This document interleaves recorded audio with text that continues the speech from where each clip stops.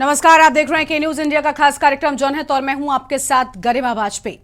उत्तर प्रदेश में मच्छरों के आतंक से हाहाकार मचा हुआ है। शहर शहर डेंगू चिकनगुनिया के साथ ही वायरल मरीजों से अस्पताल पट गए हैं। सरकार से लेकर स्वास्थ्य विभाग ने लोगों के लिए एडवाइजरी जारी की है, लेकिन डेंगू मरीज लगातार बढ़ते ही जा रहे हैं। लोग गले में संक्रमण के साथ बुखार, बदन दर्द से परेशान हो रहे हैं। डेंगू का डंक अब लोगों की जान पर भारी पड़ रहा है। सरकार भले ही संचारी रोग अभियान चला रही हो, लेकिन लोगों को राहत मिलती नजर नहीं आती है।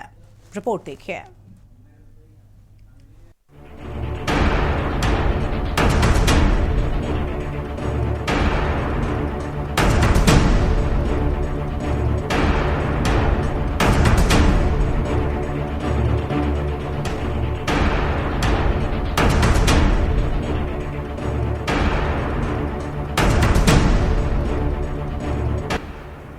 बारिश के बाद उत्तर प्रदेश में डेंगू के आतंक से हाहाकार मचा हुआ है। वायरल डेंगू चिकनगुनिया जैसी बीमारी ने घर घर लोगों को बीमार कर दिया है। पिछले 1 महीने से डेंगू और चिकनगुनिया के कहर अस्पतालों में मरीज बच गए हैं। डेंगू मरीजों की संख्या में लगातार बढ़ोतरी हो रही है। राजधानी लखनऊ से लेकर कानपुर, नोएडा, गाजियाबाद, गोरखपुर, अयोध्या, उन्नाव रोजाना ही डेंगू के नए मरीज मिल रहे हैं। प्रदेश में डेंगू मरीजों की संख्या 2000 की पार हो चुकी है। 15 मई से लेकर 29 अगस्त तक यूपी में कुल 2071 मरीज डेंगू के मिले हैं। वहीं पिछले 24 घंटे में यूपी में 87 नए मरीज सामने आए हैं। डेंगू अब किडनी को डैमेज कर रहा है। गंभीर मरीजों को डायलिसिस तक की नौबत आ रही है। बुखार रोगियों की संख्या में भी तेजी से इजाफा हुआ है। मरीजों की डेंगू रिपोर्ट नेगेटिव आने के बावजूद वायरल फीवर से पीड़ित दिखाई दे रहे हैं। डेंगू पर प्रभावी रोकथाम और नियंत्रण के लिए स्वास्थ्य विभाग और नगर निगम की संयुक्त टीमों को भी लगाया गया है, लेकिन नगर निगम की टीमें सिर्फ खानापूर्ति कर रही हैं। एंटी लार्वा दवा का छिड़काव भी हर इलाके में नहीं होने से रोज डेंगू के नए मरीज मिल रहे हैं। लखनऊ में हर दिन 20 मरीज डेंगू के मिल रहे हैं। पिछले 10 दिनों के अंदर कानपुर मेडिकल कॉलेज में लगभग 400 मरीज हाई ग्रेड फीवर के भर्ती हो चुके हैं। पूरे शहर की बात करें तो 10 दिन के अंदर 153 डेंगू मरीज, 16 मलेरिया और 18 चिकनगुनिया के मरीज मिल चुके हैं। उन्नाव में अब तक 102 लोग डेंगू की चपेट में आ चुके हैं। गौतम बुद्ध नगर में डेंगू मरीजों का आंकड़ा 363 तक पहुंच गया है। गाजियाबाद में डेंगू मरीजों की संख्या 203 के पार हो गई है। मच्छरों के आतंक से हर तरफ लोग परेशान हैं। सरकारी अस्पतालों में जांच रिपोर्ट आने में देरी होने से मरीजों को खासी परेशानी हो रही है। दरअसल बारिश और बदलते मौसम का खामियाजा बीमारियों के रूप में झेलना पड़ रहा है। तेज गर्मी, उमस की वजह से लोग बीमार हो रहे हैं। लोगों को गले में खराश के साथ दर्द के सिम्टम्स आ रहे हैं। सरकारी अस्पतालों में बुखार के मरीजों की संख्या में इजाफे के साथ लोग वायरल फीवर सहित अन्य बीमारियों का शिकार हो रहे हैं। डेंगू, चिकनगुनिया और वायरल मरीजों के ठीक होने में लंबा समय लग रहा है।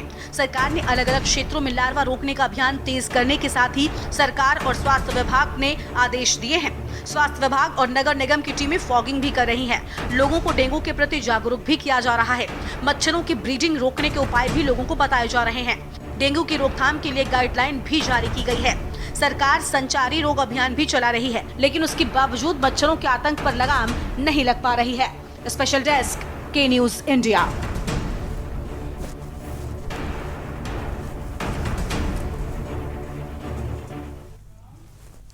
तो जनहित में आज जनता के इसी मुद्दे से हम विस्तार से बात करेंगे। डेंगू लोगों को परेशान कर रहा है, लोगों की जान जा रही है। ये आंकड़ा दिन प्रतिदिन बढ़ता ही जा रहा है, लेकिन जो जिम्मेदार हैं ये हर बार की तरह इस बार भी हाथ पर हाथ धरे बैठे नजर आते हैं। स्वास्थ्य विभाग की ओर से ठीक तरह से इंतजाम नहीं किए जाते। नगर निगम की ओर से पहले से फॉगिंग नहीं कराई जाती। नालियां लबालब भरी नजर आती है। इसी के चलते डेंगू का लार्वा पनपता है, बाद में लोगों की जान लेता है। खास मेहमान हमारे साथ में जुड़ चुके हैं। डॉक्टर वर्तिका शर्मा हैं, वायरोलॉजिस्ट हैं, और इसके साथ ही डॉक्टर राजीव कक्कर हमारे साथ में है, चेस्ट स्पेशलिस्ट हैं। आगे और भी मेहमान हमारे साथ में इसी खबर पर विस्तार से बातचीत के लिए जुड़ेंगे। सबसे पहले डॉक्टर गौतम जी भी जुड़ चुके हैं, IMA हैं। शुरुआत हम डॉक्टर राजीव जी के साथ में करते हैं। राजीव जी, बहुत स्वागत आपका आज की हमारी चर्चा में। डेंगू ये बढ़ता ही जा रहा है और लोग परेशान हैं।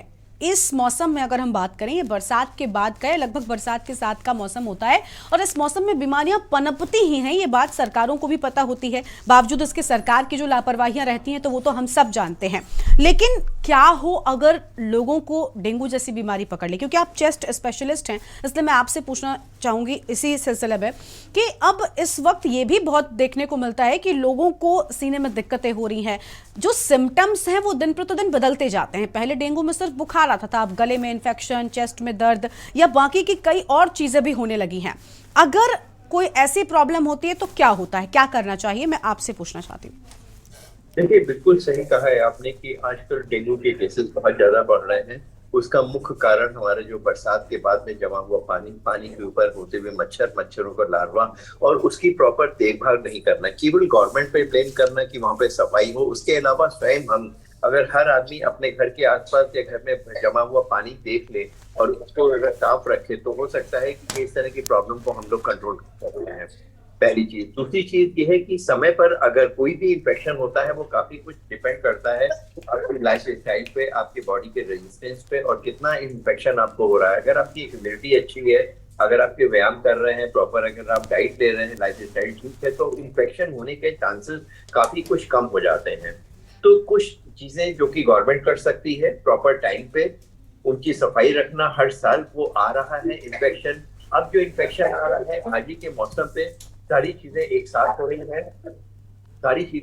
हो रही हैं और उसमें बहुत जरूरी है कि इस समय चिकनगुनिया भी है, डेंगू भी है और उसके साथ में कुछ इन्फ्लुएंजा वायरसेस भी हो रहे हैं, सब कंबाइंड हो रहे हैं। और वो लोग जिनकी इम्यूनिटी कम है, जो डायबिटिक है, इम्यूनो कम्प्रोमाइज है, वयस्क है, प्रेग्नेंट वुमेन है, छोटे बच्चे हैं, या जिन लोगों को किडनी ट्रांसप्लांट या लिवर ट्रांसप्लांट हुआ है या कैंसर के पेशेंट है, इनकी इम्यूनिटी कम होती है और इनको इन्फेक्शन होने के काफी चांसेस बढ़ जाते हैं। तो कोई भी इन्फेक्शन होता है इस बात पे डिपेंड करता है कि आपकी इम्यूनिटी और कितना आपको एक्सपोजर हो रहा है, कितना आप आसपास साफ सफाई रख रहे हैं। तीसरी चीज जो आपने कही है कि जो पैटर्न बदलता जा रहा है, उसका मुख्य कारण होता है कि म्यूटेशन, वायरस का म्यूटेशन हो जाता है। कुछ वायरल इन्फेक्शन, जैसे अभी आपने देखा कि साउथ में, केरल में कुछ वायरल इन्फेक्शन हुए, कुछ कहीं और हो रहे हैं। वायरल इन्फेक्शन या कोई भी इन्फेक्शन होता है उसमें म्यूटेशन होता है। वायरस या बैक्टीरिया या जो इन्फेक्शन करने वाले ऑर्गेनिज्म हो उनकी प्रवृत्ति बढ़ती है और जो इन्फेक्शन केवल ह्यूमन में होता है उसके बाद में अगर वो एनिमल में जा करके फिर ह्यूमन में जाता है तो उसमें एक मैग्निफिकेशन ऑफ वायरस हो जाता है, म्यूटेशन होता है और उसका प्ररूप बदल जाता है। स्पेशली जब पिग में जाता है वो इन्फेक्शन, तो उसके बाद जब ह्यूमन में आता है तो पिग में जाने के बाद मैग्निफिकेशन हो जाता है। जो एनिमल्स थे, आजकल जो पैटर्न बदल रहा है हम लोगों का कि हम लोग एनिमल के बहुत ज्यादा क्लोज हो गए हैं, आबादी बढ़ती जा रही है, बंदर या कुत्ते या और चीजें, जानवर या पेट हमारे घर के पास में आ रहे हैं, उसकी वजह से जो इन्फेक्शन ह्यूमन टू एनिमल और एनिमल टू ह्यूमन हो रहा है, उसकी वजह से म्यूटेशन और इन्फेक्शन की दर बहुत ज्यादा दिन पे दिन बढ़ती जा रही है। बिल्कुल बिल्कुल, साफ तौर पर देखिए चीजें बहुत ज्यादा विकट होती जाती हैं और हर्जाना सिर्फ और सिर्फ लोगों को भरना पड़ता है। डॉक्टर गौतम जी भी हैं, उनके पास चलेंगे और वर्तिका जी के पास आएंगे। उससे पहले एक दर्शक हैं, सुरेश अवस्थी जी हमारे साथ में जुड़ चुके हैं। सुरेश जी कानपुर से हैं, क्या कहना चाहते हैं आप सुरेश जी?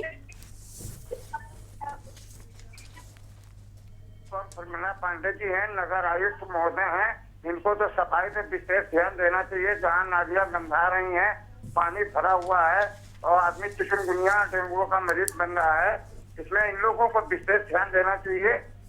हेलो जी, आपकी आवाज आ रही है, बताइए। हाँ, विशेष ध्यान देना चाहिए। जब डेंगू का, चिकनगुनिया का आदमी जब मरीज हो जाता है तब आम भूमिका डॉक्टरों की होती है। पहले नगर स्वास्थ्य अधिकारी और नगर आयुक्त और महापौर प्रमिला पांडे, इनकी जिम्मेदारी बनती है जिस क्षेत्र में गंदगी। ठीक है, जनता को बचाया जा सके, जनता को भी जागरूक होना पड़ेगा, गंदगी से बचें और गंदगी के पास मत जाएं, उसको साफ सफाई रखें। ठीक है, बहुत शुक्रिया आपका सुरेश जी हमारे साथ जुड़ने के लिए, अपनी बात रखने के लिए। अब डॉक्टर गौतम के पास जाएंगे। डॉक्टर गौतम आईएमएस से हैं।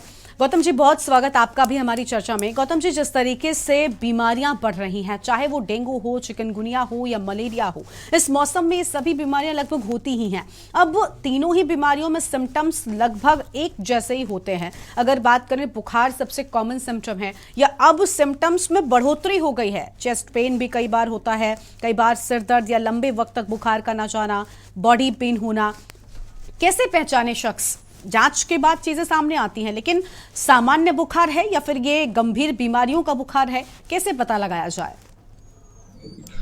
देखिए, सबसे पहले तो ये है कि हमारे को ये देखना चाहिए कि एरिया कौन सा है और वहाँ पे जो है वो सीजन कैसा है, एटमॉस्फेयर कैसा है।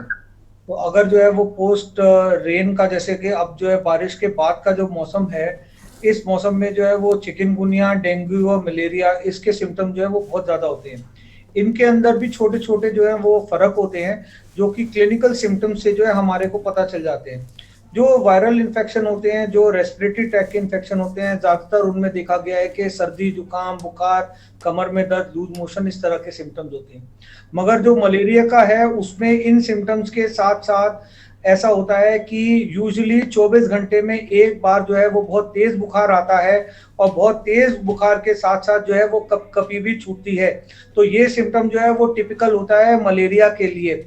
और यूजुअली जो है 2 बुखार के बीच में जो इंसान होता है वो अपने आप को लगभग हेल्दी फील करता है। ये ज्यादातर सिम्टम जो है वो मलेरिया का होता है। और इसी तरह से इनके साथ साथ जो डेंगू है, डेंगू के अंदर जो है ये कपकपाहट की बीमारी इतनी ज्यादा नहीं होती, मगर डेंगू के अंदर जो है वो ज्यादातर ये देखा जाता है कि पेट के ऊपरी हिस्से में जो है दर्द का होना, भूख का कम हो जाना, और इसके साथ साथ बॉडी में जो है कुछ दाने, रैशेस टाइप के जो है वो निकल आना, ये जो है ज्यादातर डेंगू के सिम्टम्स होते हैं।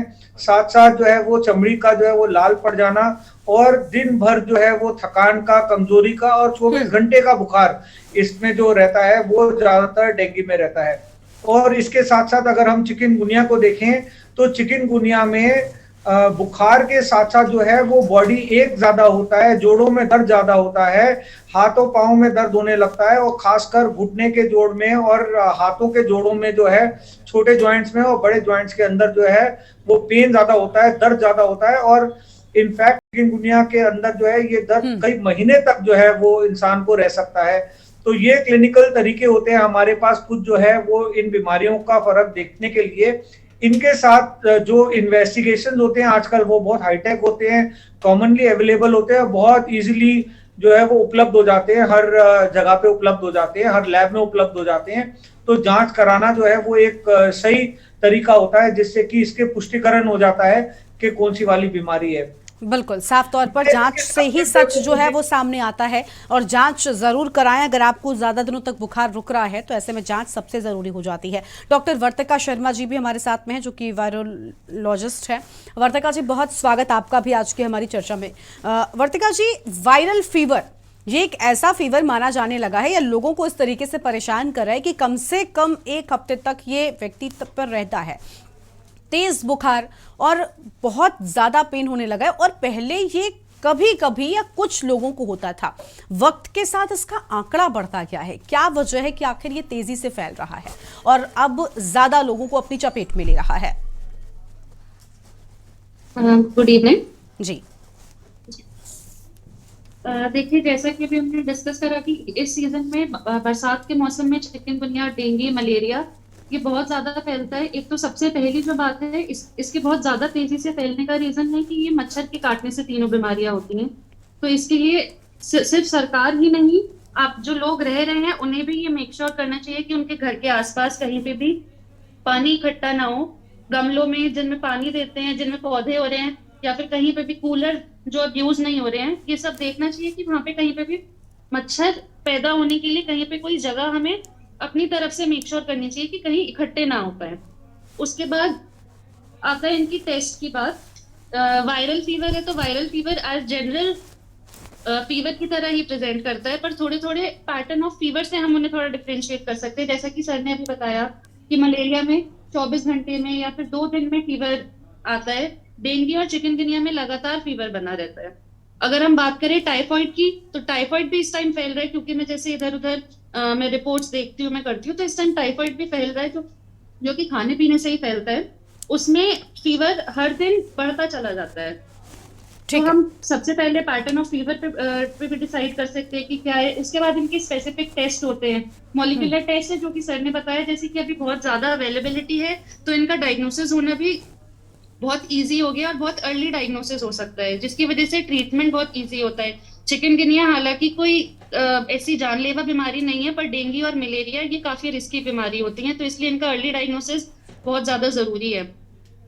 और मलेरिया में बहुत सारे तरह के होते हैं, तो इसमें इसके जो बहुत सीरियस सिम्टम्स होते हैं कि यूरिन में ब्लड आना या फिर ब्लैक यूरिन पास होना, तो इन सब चीजों पे भी ध्यान देना चाहिए। बिल्कुल, यानी इन सारी चीजों जो का मैं ध्यान सबकी अगर हम दें तो बच सकते हैं इन सारी चीजों के। देखिए आप सभी की ओर से बहुत ही अच्छी बातें बताई गई हैं और ये आम जनता के लिए बहुत ज्यादा फायदेमंद होने वाली। हाँ, डॉक्टर गौतम कुछ कहना चाहते हैं, उनके पास चलते हैं। जी गौतम जी। मैं इसके साथ साथ जो है वो एक और चीज ऐड करना चाहता हूँ, जो मैं ये चाहता हूँ कि दर्शक भी उसके ऊपर ध्यान दें कि जैसे जैसे जो जनसंख्या बढ़ती जा रही है और जो है वो अर्बनाइजेशन होता जा रहा है, हम ये देख रहे हैं कि रोडें ज्यादा बन रही हैं, सड़कें बन रही हैं, पक्के मकान बन रहे हैं लोगों के, तो डेफिनेटली जो जमीन पहले जो है वो बारिश का पानी खींच लेती थी वो नहीं है।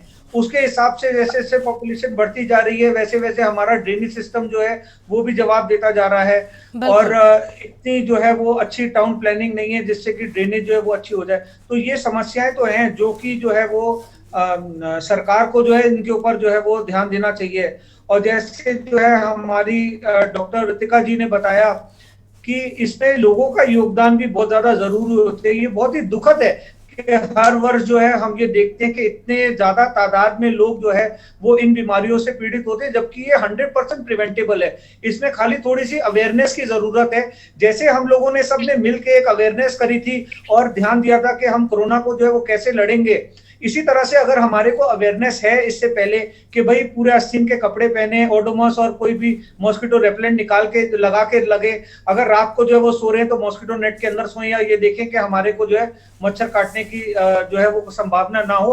और सबसे अच्छी बात तो ये है जो बताई कि जो है वो मच्छर की ब्रीडिंग को ही हम रोक सकते हैं। तो पानी का जमाव, साफ सफाई रखना ये तो कोई बुरी बात नहीं है, और ये कोई हम सरकार के ऊपर भी नहीं दोष डाल सकते। ये तो हमें इंडिविजुअली अपने लेवल बिल्कुल, यानी हम सबको बिल्कुल। और देखिए गौतम जी आपने बहुत ही अच्छी बात कही कि देखिए अब हम चेंज कितना ले आए हैं अपने लाइफस्टाइल में, अपने आसपास। मैं इसी सवाल पर आ रही थी, आपने एक तरफ बहुत ही अच्छी बात बताई और सरकारें अगर इस चीज पर ध्यान देंगी तो इससे बहुत सारे फायदे होंगे, क्योंकि आखिर में आम जनता जब परेशान होती है, और ऐसा नहीं है कि ये बीमारियां किसी विशेष वर्ग को लगती हैं, क्या बिलो पॉवर्टी लेवल हो, बीपीएल के लोग हों या गरीब तबके के लोग हों या फिर मिडिल क्लास लोग हों या फिर कोई भी व्यक्ति हो, ये बीमारी जब आती है तो सभी को अपना ग्रास बनाती है। और हम सब ने देखा है कि डेंगू का कहर देश में कैसे बरपा है, कैसे बड़े बड़े लोगों की जान चली गई है, किस तरीके से लोगों ने अपनों को खोया है। खैर, राजीव कक्कड़ जी के पास भी हम जाएंगे इसी चीज को लेकर। राजीव जी, चेस्ट इन्फेक्शन भी कई सारी घरेलू नुस्खों से भी लोग ठीक करने का प्रयास करते हैं।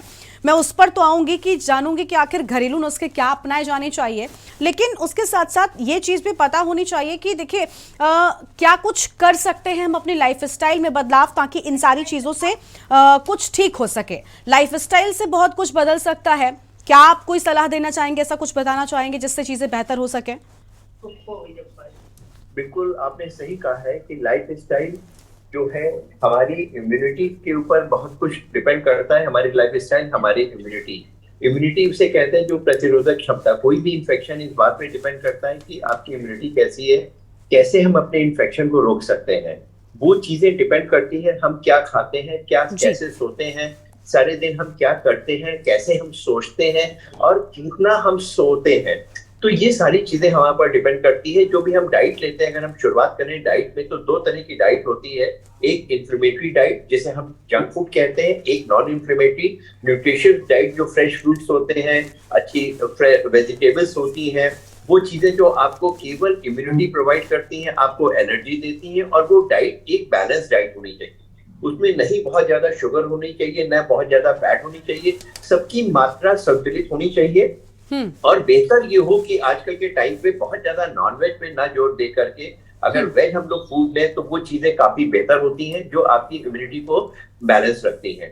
तो आपकी डाइट में इन्फ्लेमेटरी जो कि मैदा वाली चीजें, बहुत सारी शुगर की चीजें जिसमें प्रिजर्वेटिव्स पड़ा होता है, या आजकल फास्ट लाइफ की वजह से हम लोग बहुत सारी जंक फूड इस्तेमाल करते हैं जो कि पैकेट फूड होते हैं जिसमें एक्सपायरी होती है। ये सारी चीजें हमारी बॉडी में पेट तो भर देती हैं, लेकिन हमारी बॉडी में इन्फ्लेमेशन प्रोड्यूस करती है और ओबेसिटी प्रोड्यूस करती है, और ओबेसिटी रिलेटेड बहुत सारी डिजीजेस होती हैं और उसकी वजह से आपकी इम्यूनिटी कम होती है और आपको इन्फेक्शन हो जाते हैं। तीसरी चीजें हैं प्रॉपर एक्सरसाइज या व्यायाम।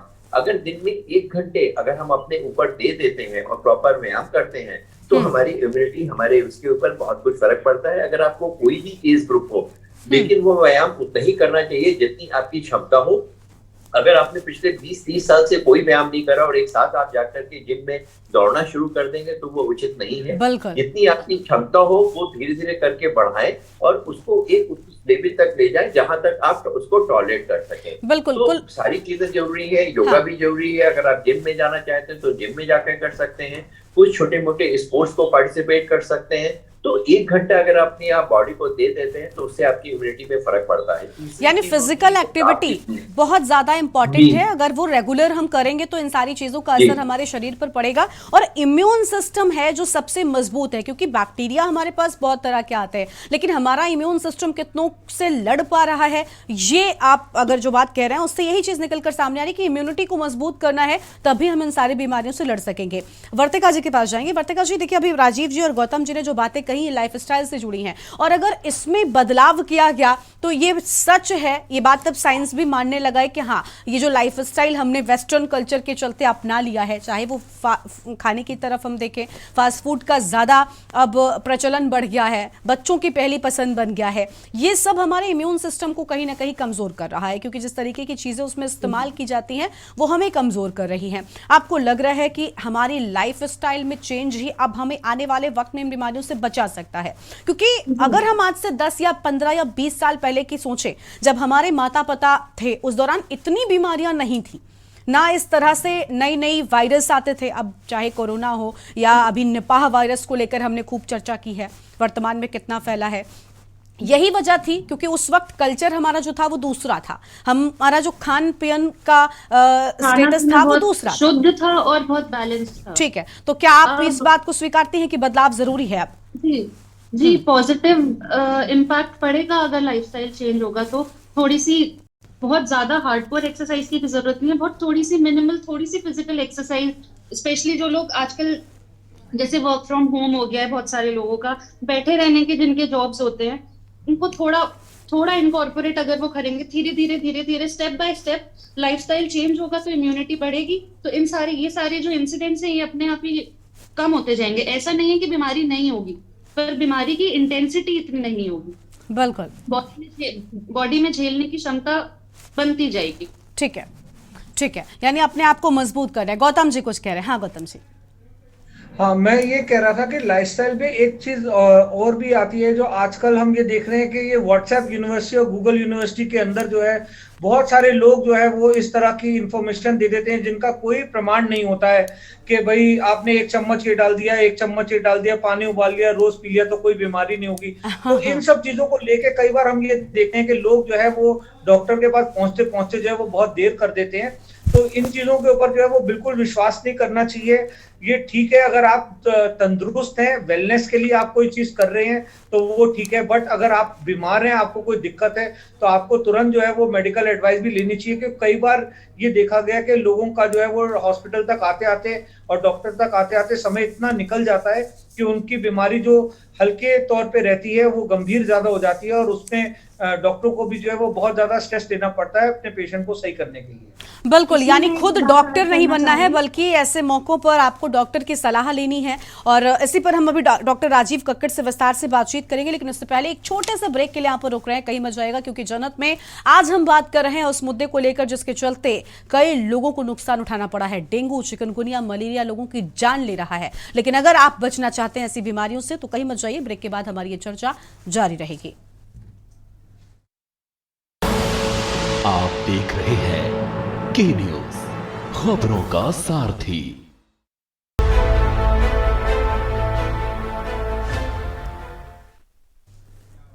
ब्रेक के बाद हमारे खास कार्यक्रम जनहित में आप सभी का स्वागत है। हम बात कर रहे हैं किस तरीके से अब वर्तमान के समय में बीमारियां लोगों की जान ले रही हैं, लेकिन लोगों ने इससे बचने के लिए अपने आसपास क्या बदलाव किया है। आखिर क्यों लोगों को अब बीमारियां ज्यादा होती हैं, क्यों बीमारियों का चलन बढ़ गया है, नई नई बीमारियां दिन प्रतिदिन आती जा रही हैं। सब पर विस्तार से बातचीत कर रहे हैं। डेंगू वर्तमान के समय में सबसे ज्यादा भयावह स्थिति के साथ फैल रहा है। हर जगह पर आप देखेंगे डेंगू से जुड़ी खबरें सामने आ रही हैं। लोगों की जान भी डेंगू के चलते जा रही है। खास मेहमान हमारे साथ में लगातार बने हुए डॉक्टर राजीव कक्कर जी हमारे साथ में, चेस्ट स्पेशलिस्ट हैं, और भी लोग बने हुए हैं। वर्तिका शर्मा जी हैं, डॉक्टर गौतम जुड़े हुए हैं। राजीव जी के पास में जाएंगे। राजीव जी, बहुत ही अच्छी बात गौतम जी ने कही कि अगर कभी भी कोई ऐसी बीमारी होती है या हमें कोई प्रॉब्लम होती है तो कई बार ऐसा होता है कि घर में आमतौर पर लोग या तो घरेलू नुस्खे अपनाते रहते हैं, हफ्तों बीत जाते हैं, या फिर खुद डॉक्टर बन के अलग अलग चीजें ट्राई करते रहते हैं। और आजकल तो सोशल मीडिया का चलन है तो चीजें काफी जल्दी वायरल भी होती हैं। अगर हम कोरोना की बात करें, उस दौरान भी हमने देखा था कि कोरोना की वैक्सीन भले ही ना आई हो, लेकिन न जाने कितने तरह की लोगों ने दवाइयां लॉन्च कर दी थी। आप सब भी इस बात से वाकिफ ही होंगे। और न जाने कितने तरह के काढ़े बाजार में आ गए थे, लोगों के बिजनेस चालू हो गए क्योंकि आपने विश्वास किया उन लोगों पर। लेकिन असल में वो कितनी यूजफुल होती हैं। हालांकि इंडियन किचन को ये माना गया है कि उसके पास सभी दवाइयों का इलाज है, उसके मसाले, उसके नुस्खे कई बीमारियों में लाभकारी रहे हैं, लेकिन बावजूद इसके उनकी मात्रा क्या होनी चाहिए, किस तरीके से, कब, किस वक्त पर ग्रहण करना है, लोगों को ये भी जानकारी नहीं होती। सिर्फ लोग जानते हैं कि गिलोय पीना है तो उन्होंने दिन में 4 बार गिलोय पीना शुरू कर दिया कोरोना से बचने के लिए। क्या ये सच है? आप इस पर क्या कहेंगे? राजीव जी प्लीज अनम्यूट करें, आप अनम्यूट करें, उसके बाद अपनी बात शुरू करें। जी, जो हर पद्धति है, चाहे वो आयुर्वेदिक हो चाहे होम्योपैथी हो, हर एक साइंस अपने में कंप्लीट है। सब में कुछ ना कुछ होता है, लेकिन ये कहना कि इस साइंस में हमें जिसका नॉलेज हो वही इसको अच्छे से कर सकता है। हर चीज की एक लिमिट होती है। घर का इलाज होना चाहिए। शुरू में वायरल इन्फेक्शन हुआ, आप काढ़ा पी सकते हैं, आप कुछ इम्यूनिटी के लिए ले सकते हैं, लेकिन किस समय हमें डॉक्टर को कंसल्ट करना है, किस समय हम कंसल्टेशन के लिए जाना है, किस समय हमें हॉस्पिटलाइज होना है, ये चीजें बहुत एक पतली सी गोल्डन लाइन है। अगर हम थोड़ा सा लेट कर देते हैं तो उस कंडीशन में हमने कोविड पीरियड में भी देखा कि काफी लोग घर में बैठ करके इलाज करते रहे, उनकी ऑक्सीजन कम होती रही, काढ़े के ऊपर रहे और वो डॉक्टर के पास समय से नहीं पहुंचे। तो कोई भी अगर आपको इन्फेक्शन है, 1 या 2 दिन अपने घरेलू नुस्खे का इलाज कर लीजिए। लेकिन अगर आपकी ऑक्सीजन कम हो रही है, आपका फीवर नहीं उतर रहा है, आपको खांसी ज्यादा आ रही है, तो बहुत जरूरी है कि आप डॉक्टर से कंसल्ट करें। दूसरी चीज ये है कि आजकल जो एक फैशन है कि दवा की दुकान में जाना और वहां पे पूछ लेना कि हमें आजकल बुखार हो रहा है, खांसी आ रही, क्या हम ले लें। ये बिल्कुल गलत है। दवा की दुकान में जाकर के अपना स्वयं इलाज ना करें। अगर उस समय स्टेरॉइड दिया गया है तो देखा कि उसके बाद जब भी फीवर आ रहा है तो लोग बाग स्टेरॉइड ही लेने लग जाते हैं। कुछ एंटीबायोटिक, वायरल में कोई एंटीबायोटिक का रोल नहीं है तो केवल एंटीबायोटिक ही लेने चले जाते हैं।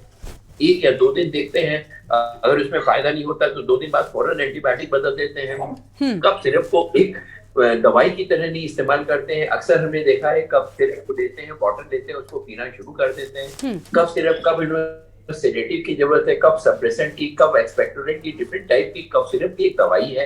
केवल उसका माध्यम फर्क है, किस समय आपको दवा को दबाना है, किस समय आपको बलगम निकालना है, कब आपको उसमें सांस की दवा को मिक्स करना है। तो हर दवाई, कोई भी ऐसी दवाई नहीं है जिसका बॉडी में इफेक्ट हो और उसका साइड इफेक्ट ना हो। बिल्कुल। ये कहना कि ये प्योर ये घरेलू दवा है, ये होम्योपैथी है, ये एलोपैथी है, और एलोपैथिक में ही अगर उसमें साइड इफेक्ट है, कोई इनहेलर है, उसमें केवल आदत पड़ जाती है, तो ये वास्तविकता में भ्रांति है, गलत है। कोई दवाई जिस पर्टिकुलर ऑर्गन में इफेक्ट कर रही है तो दूसरे ऑर्गन में जब उसका इफेक्ट होगा उसको हम लोग साइड इफेक्ट कहते हैं। तो ये जरूरी है कि इस बात को ध्यान रखें, अपने आप दवाई ना लें, हर चीज को एक बॉर्डर लाइन तक देखें। अगर वहां पे वो चीज कंट्रोल नहीं हो रही है तो अपने फैमिली डॉक्टर से या उस चीज के विशेषज्ञ के पास में जाकर के उसका इलाज करवाएं। बिल्कुल बिल्कुल, आपने बहुत ठीक बात कही कि देखिए डॉक्टर की सलाह लेना बहुत ज़रूरी हो जाता है। एक सवाल आपसे ही और करती हूँ, उसके बाद जाऊंगी वर्तिका जी के पास। राजीव जी, आपने कहा कि देखिए कब किस वक्त क्या लेना है ये हमें समझ नहीं होती, ये जो मेडिकल एक्सपर्ट हैं वो ही बता सकते हैं, यानी कि आप डॉक्टर्स बता सकते हैं। कई बार ऐसा होता है कि जैसे डेंगू का इस वक्त मौसम चल रहा है, बरसात के बाद डेंगू बहुत होता है, डेंगू बुखार ये सारी बीमारियां बहुत ज़्यादा हैं। लेकिन ऐसे में कुछ लोगों ने क्या किया है कि डेंगू में प्लेटलेट्स कम होती हैं, कई बार डॉक्टर्स पपीते के पत्ते का रस पीने की सलाह देते हैं या कीवी खाने की बात कहते हैं। कुछ लोग इसे यूं ही शुरू कर देते हैं प्रिकॉशन के तौर पर ताकि वो ठीक रह सके। क्या ये ठीक है या फिर सिर्फ अच्छा खाना ठीक है?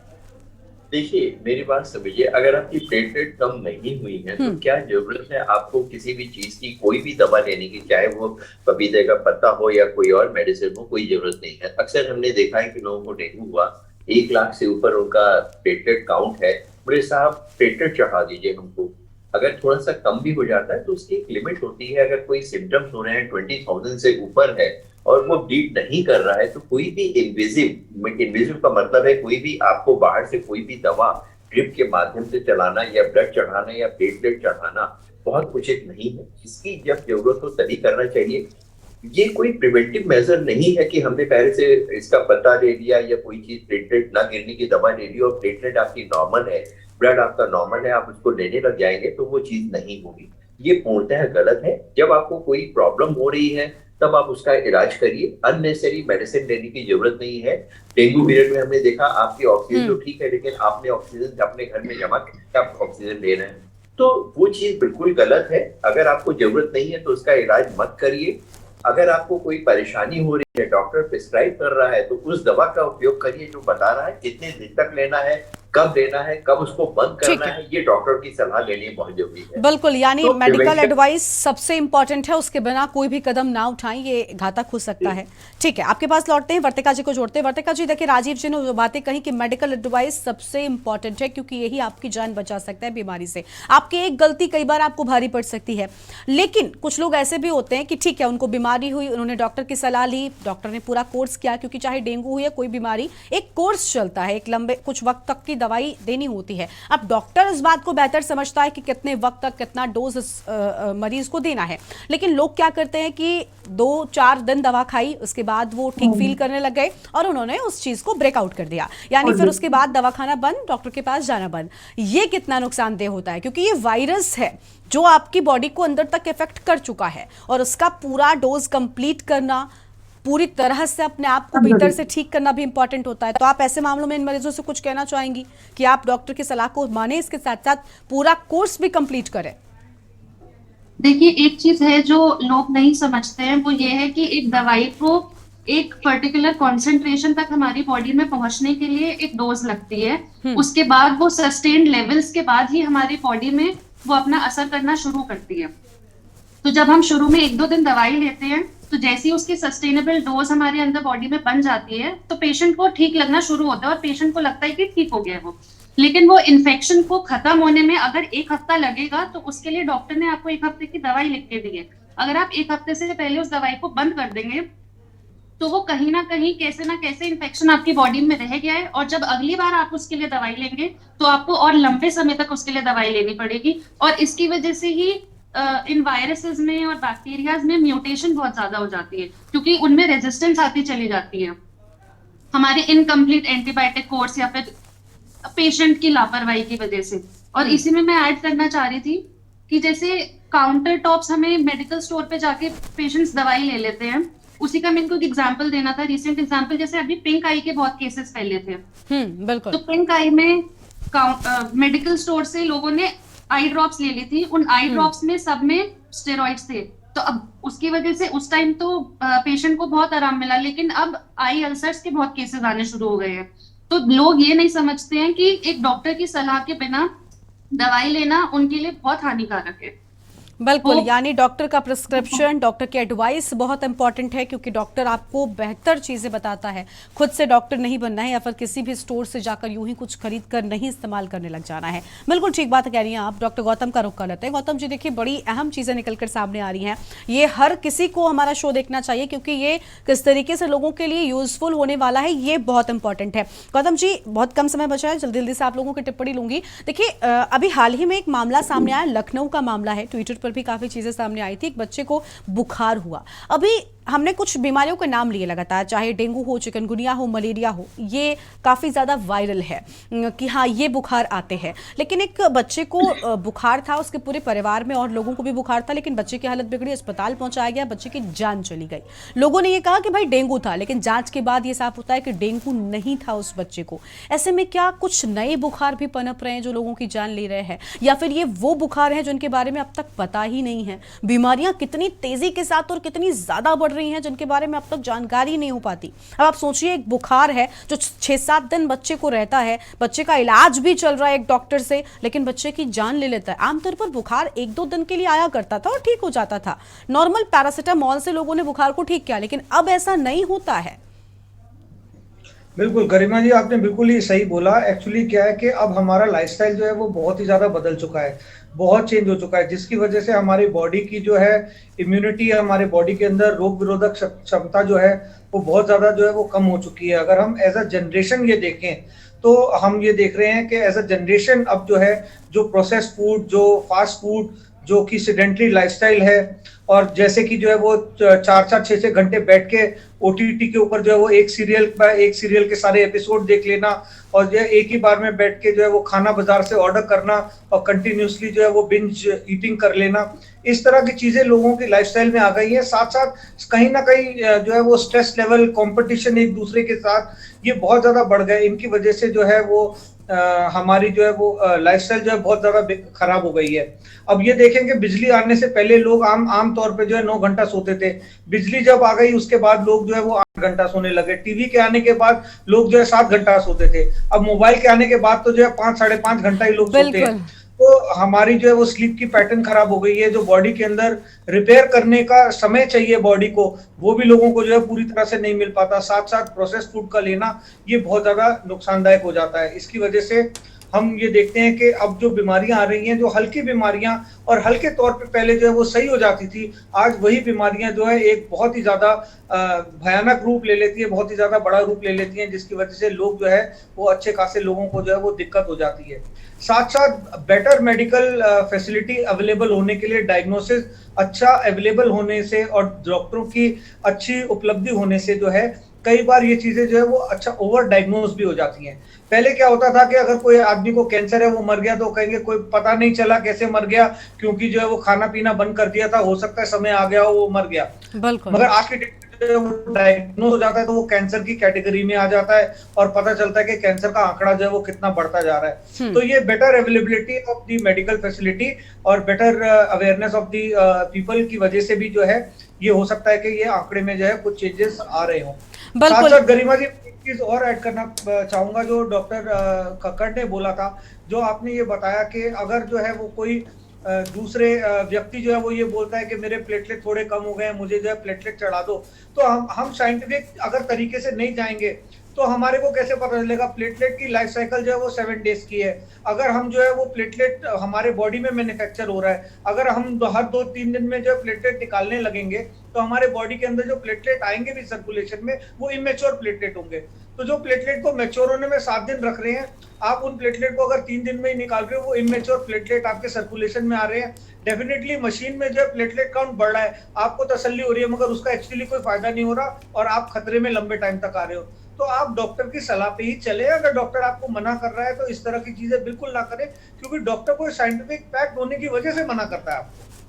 बिल्कुल बिल्कुल, यानी डॉक्टर की सलाह सबसे ज़रूरी है। अगर इन सबको माना तभी अब जीवन जो है वो बचाया जा सकता है। राजीव जी के पास एक बार फिर से चलते हैं। राजीव जी, देखिए आप सभी डॉक्टर्स हैं और डॉक्टर को मैं धरती का भगवान मानती हूँ। हम ही नहीं, हम सब मानते हैं, क्योंकि धरती पर यही है जो हमारी जान बचाते हैं। और डॉक्टर के पास जब हम जाते हैं ना, वो कोई भी शख्स हो, चाहे वो गरीब शख्स हो या अमीर शख्स हो, हमेशा पैसे सभी देते हैं, फीस डॉक्टर की सब भरते हैं, लेकिन डॉक्टर के सामने जैसे भगवान के सामने हम झोली फैलाते हैं, ठीक इसी तरह से डॉक्टर के सामने भी हम एक उम्मीद लेकर जाते हैं कि ये शख्स हमारे परिजन को, हमारे मरीज को ठीक कर देगा। इसलिए डॉक्टरों की भी उतनी ही ज्यादा जिम्मेदारी बन जाती है, क्योंकि आपका पेशा एक तरफ सुविधा देना तो है, लेकिन उसके साथ साथ सेवा देना भी है। ये एक सेवा भाव का काम है। क्या आपको लगता है कि जिस तरीके से बीमारियां बढ़ रही हैं, मरीज बढ़ रही हैं, डॉक्टर्स को भी थोड़ा सा संवेदनशील और ज्यादा होना चाहिए? कई ऐसे मामले सामने आते हैं जहां पर और ऐसा माना भी जाता है राजीव जी कि देखिए, अगर डॉक्टर अच्छा है ना, तो डॉक्टर के कह देने भर से भी साइकोलॉजिकली मरीजों को काफी बार असर पड़ता है और काफी हद तक वो ठीक होते हैं। तो डॉक्टर्स में भी कुछ चेंजेस ऐसे लाए जा सकते हैं क्या? अनम्यूट करें राजीव जी, अनम्यूट करें।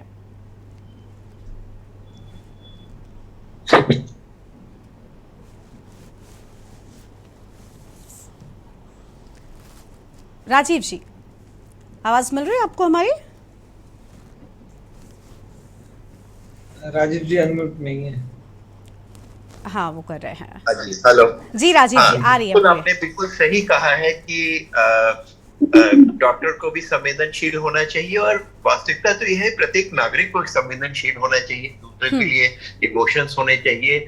ये आपकी बात सही है, लेकिन कभी कभी ऐसा भी देखा गया है कि हर एक की काम करने की क्षमता अगर 6 घंटे, 8 घंटे, 10 घंटे है, और वो अगर 12 घंटे, 18 घंटे काम कर रहा है, जैसा कोविड पीरियड में देखा है, तो थोड़ा सा उसके नेचर में बदलाव आ सकता है और ये चेंजेस हो सकते हैं। तो एक चीज ये भी समझने की है कि कभी कभी वो भी एक ह्यूमन बीइंग है, उसकी भी एक लाइफ है, हो सकता है वो स्ट्रेस में हो, उसकी भी तबीयत खराब हो, और वो शायद वो उस समय थोड़ा सा रूड हो जाए। लेकिन आपकी बात ठीक है, ये बात बहुत जरूरी है कि हम लोग एक मशीन को नहीं डील कर रहे हैं, हम ह्यूमन बीइंग को, हम इंसान को डील कर रहे हैं। एक चलते फिरते इंसान को डील करने के लिए, उनसे बात करने के लिए जरूरी है कि उसकी इमोशन आप इमोशनल रहे, उसकी संवेदनाओं को सुनते, और उसके उस पार जा करके भी इस तरह को देखने की जरूरत है कि इस पेशेंट को या इस मनुष्य को क्या चीज बोले जो कि उसको इतनी खराब भी ना लगे, और उसको सिंपल चीजों में उनको कोई खराब चीज बिल्कुल नहीं। डॉक्टर्स ऐसा करते भी हैं, लेकिन कुछ ऐसे डॉक्टर्स होंगे, इस बात से आप भी सहमत होंगे, वाकिफ होंगे कि हाँ, कई लोग ऐसे हैं जो कुछ ऐसे हरकतें करते हैं जिससे पूरे पेशे पर सवाल उठता है। मैंने तो बस एक व्यक्तिगत तौर पर ही सवाल पूछा कि देखिए, डॉक्टर्स अच्छे होंगे ना, क्योंकि ऐसा होता है कि डॉक्टर कह देता है अगर एक बार कि नहीं आप ठीक हो जाएंगे, तो महज इतना कह देने भर से ही इंसान के अंदर एक मोटिवेशन आ जाता है कि ठीक है भाई, डॉक्टर साहब हमें ठीक कर देंगे। खैर, आप सभी का बहुत बहुत शुक्रिया अपना कीमती समय हमें देने के लिए, हमसे बातचीत के लिए। काफी अच्छी बातें आप सबने बताई है, और अगर इन सबको हमारे दर्शक फॉलो करेंगे तो कहीं ना कहीं जो बीमारियां लोगों के सामने एक बड़ी मुसीबत बनकर आ खड़ी हुई हैं, उनको मात देने में आप जरूर कामयाब हो जाएंगे। कोई भी बीमारी हो, चाहे डेंगू, चिकनगुनिया या मलेरिया, आप डॉक्टर की सलाह लीजिए। डॉक्टर के बिना सलाह के कुछ भी मत खाइए, कुछ भी मत पीजिए, क्योंकि वर्तमान के समय में बीमारियां भयावह होती जा रही हैं, ये अब जानलेवा होती जा रही हैं। इसलिए अगर सुरक्षित रहना है तो डॉक्टर की सलाह जरूर मानिए। जनहित में आज उतना ही। आप देखते रहिए के न्यूज़ इंडिया। नमस्कार।